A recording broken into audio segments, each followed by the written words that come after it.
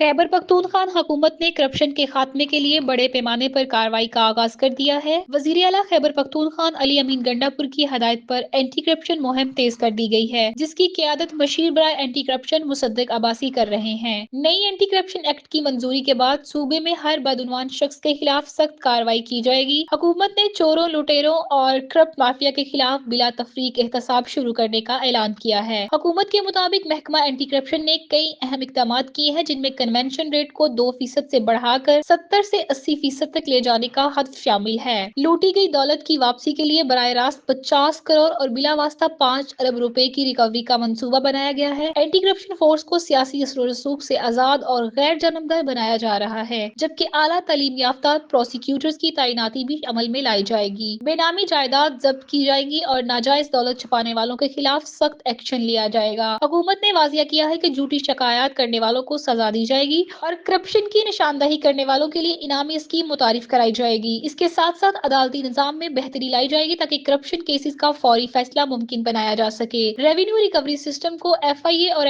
IMF की शराइत के मुताबिक मालियाती निगरानी सख्त कर दी गई है। वज़ीर आला KP अली अमीन गंडापुर ने इमरान खान के विजन के मुताबिक खैबर पख्तूनख्वा को करप्शन से मुकम्मल पाक करने के अज़म का इरादा करते हुए कहा है, सूबे में बदउनवानी के खात्मे के लिए बिला इम्तियाज कार्रवाइयाँ जारी रहेंगी।